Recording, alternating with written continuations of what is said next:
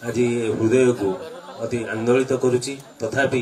मु दीपद तांको विषय रे निश्चय कहबी मु तो दिलु नना बोली कहबी कारण मोर एठी बाहर होला परे मो मिसेस जेतले दिलु नना कहे मु से ननार शब्दटा टिके बुझी पारि नथिली ता पछरे बुझिली तेणु आज दिलु ननांक जो एकादश श्रुति सभा सभापतित्व करुथिबा ए अंचलर वरिष्ठ शिक्षाविद महोदय एवं मंचर सामने बसिथिबा आम ए अंचलर वरिष्ठ नेतृत्व देवभाइना एवं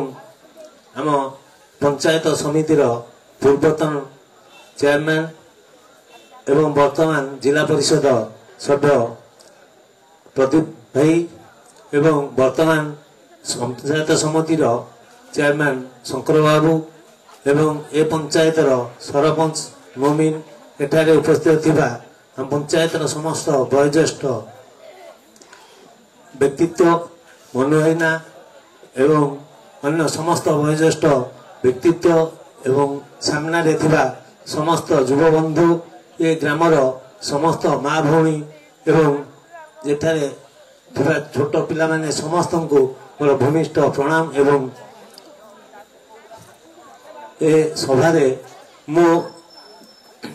कौन दिलीप भाई विषय कहबी प्रकृत से ये अंचलर जो दिन आम 10 तारिख आम ये अंचल एक दुखद एवं अति मर्माहत समस्ते अंचलवासी होते जो दिन खबर मिलता आमको अकाल दिलीप भाई बा दिलीप नना मोर हृदयर दिलीप नना आम समस्त को छाड़ी आर पारी को चली जाइछंती आमे से दिन ठारू समस्ते मर्माहत किंतु आमे से दिलीप भाई जो आचार व्यवहार तांकर वरिष्ठ नेतृत्व ताको समस्ते मन रखी आमे समस्ते ए पंचायत को आगू नापी प्रचेषा करवा मु दिलीप नना को राजनैतिक विषय बेसी किसी जानी किंतु एतिकी जानी से कम्युनिस्ट दल थिले आमे सेतेबेले बीजेपी रे युवक अवस्था राजनीति करूँ से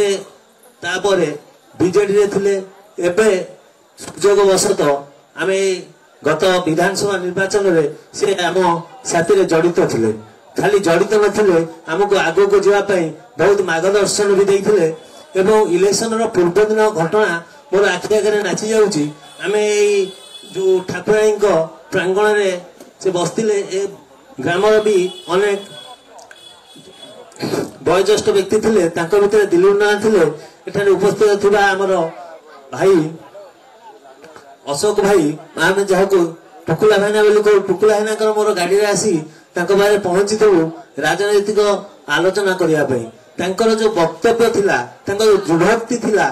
से सुनी मु अति आश्चर्य होइतिली से तांकर व्यक्तित्व विषय किछि कहि नथिले गाँर केमिति उन्नति हबो ए गाँर परिवेश केमिति सुधुरिबो एवं आगो केमिति ए पंचायत जीव से विषय रे वक्तव्य रखथिले दृढ़तार सहित वक्तव्य रखथिले और दृढ़तार सहित कहिथिले एथरक तुमे समस्त निश्चय जितिबो ये दृढ़ोक्ति सुनी मो मन भितर माने जतिकी आग्रह थिला ता ठारू आउरी 10 गुण कि 100 गुण आग्रह बढ़ी थिला एवं आमे समस्ते टुकुला हिनाकर मोर एठू जाई विभिन्न कार्यक्रम रे लागिथिलु मो तांको विषय रे एति कहबी से गाँर जो उन्नति मूलक कार्यक्रम करने आग्रह प्रकाश करथिले आम टुकुलाइना मु आम जो भारतीय जनता पार्टी रो कार्यक्रम को आमे तांको ठारू किछि शिखिथिलु एवं ए गाँर उन्नति पई किछि कार्यक्रम मध्य आ भितर आमे हाथ को लेइचु तांकर श्रुति उद्देश्य रे एवं आउ जहा कार्यक्रम अछि ताको निश्चय आमे आगु नबु ए दृढ़ोक्ति सहित मु मोर समस्त बंधु मान को अनुरोध करी कहिछि आ गोटे कथा से अंचल रे विभिन्न अनुष्ठान सहित जड़ित थिले अति लोकप्रिय थिले आमे जो मंदिरटी हमर नीलकंठेश्वर मंदिर से मंदिर रे से कमिटी रे मेंबर थिले एवं सब बेले से मंदिर कमिटी मीटिंग आरंभ बेलु गोटे जय ध्वनि दियंती जय जगन्नाथ और नीलकंठेश्वर बाबा की जय मो सेइतिरु तांकर भक्ति भाव एते थिला जगन्नाथଙ୍କ କଥା ତାଙ୍କର ପାଟିରେ ସବୁବେଳେ ମାନେ ସ୍ମରଣ ରହୁଥିଲା। ମୁଁ ଥରେ ଥରେ ଚିନ୍ତା କରେ ଜଗନ୍ନାଥଙ୍କର ଏତେ ପ୍ରିୟ ଲୋକ ହୋଇ ଦିଲୁ ଭାଇନାଙ୍କୁ କେମିତି ସେ ପାଖକୁ ନେଇଗଲେ। ମୁଁ ମଧ୍ୟ ଛକରେ କହୁଥିଲି ପ୍ରକୃତରେ କଣ ଯେତେ ଠାକୁରଙ୍କର ଭକ୍ତ ଠାକୁର କଣ ତାଙ୍କୁ ଆଗ ନେଇଯାଆନ୍ତି? ଯଦି ଏହା ସତ୍ୟ ତାହେଲେ ଠାକୁରଙ୍କ ପାଖରେ ମୁଁ ଅନୁରୋଧ କରି କହିବି ବା ମୁଁ ପ୍ରାର୍ଥନା କରିବି ନତମସ୍ତକ ହୋଇ ପ୍ରଣିପାତ କରି କହିବି ଠାକୁର ଜଗନ୍ନାଥ ଆପଣ ସେ ଦିଲୁ ଭାଇଙ୍କର ଆଜି ଯେଉଁ ଆତ୍ମାର ସଦ୍ଗତି ନିଶ୍ଚୟ କରିବେ ଏବଂ ତାଙ୍କର ପିଲାମାନଙ୍କର ଆଗକୁ ଚଲାପଥ କୁସୁମିତ କରିବେ। ମୁଁ ଅଧିକ କିଛି କହୁନାହିଁ। ଦିଲୁ ନନା ଅମର ରହେ, ଦିଲୁ ନନା ଅମର ରହେ। ये लभुआ माटी लभुआ पुआ दिलु नना अमर रहे।